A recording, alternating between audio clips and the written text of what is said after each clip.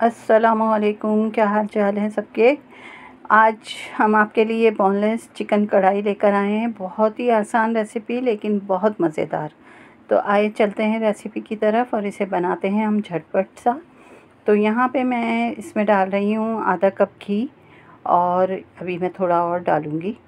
तो अभी ये आपको आधा कप लग रहा है, नहीं ना। इसमें इसी वक्त मैं लहसुन अदरक पेस्ट भी डाल देती हूँ साथ ही, क्योंकि फिर घी में से बाज़ औक़ात एक हीक सी आती है।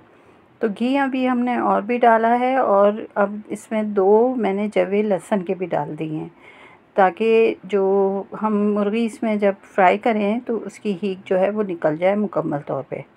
तो यहाँ पे मैंने बोनलेस चिकन ले लिया है, तकरीबन आधा किलो से थोड़ा सा कम है, और इसको हम अच्छी तरह से भून लेंगे। ये मसाले हैं कुटी हुई लाल मिर्चें, पिसी लाल मिर्चें, धनिया पाउडर, हल्दी, ज़ीरा और नमक, ये हम चिकन में शामिल करेंगे।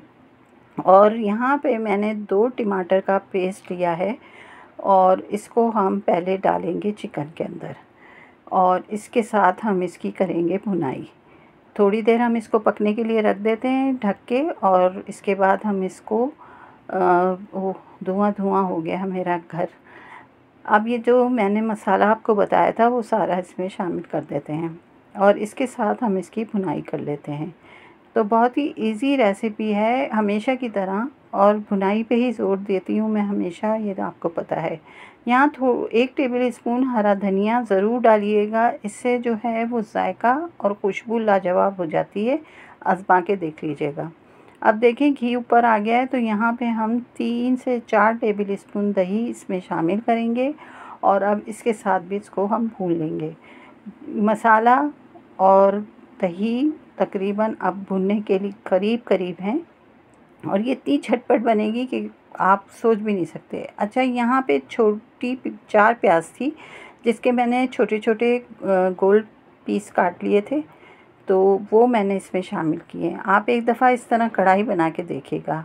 ये मैंने डाला है कुटी हुई काली मिर्च, मेथी और गरम मसाला पिसा हुआ, और इसके साथ हम प्याज और ये मसाला 2 से 3 मिनट इसको हम फ्राई करेंगे। और अब हम इसमें शामिल करेंगे मलाई। देखिए कितना झटपट सामान भी डलता जा रहा है और तैयार भी होती जा रही है। चिकन तो बहुत मिनटों में गल जाती है, आपको पता ही है। जब हमने टमाटर के साथ इसको ढक के रखा था तो ये आधी कुक हो ही चुकी थी। उसके बाद हमने मसाले के साथ कर लिया। अब ये हमने जब मलाई डाली, इसको 10 मिनट फिर भूना, और अब हमने इसमें डाले हैं हरी मिर्चें और हरा धनिया, और इसको मज़ीद हम 5 से 10 मिनट दम पे रखते हैं और इसके बाद आपको डिश आउट करके दिखाते हैं।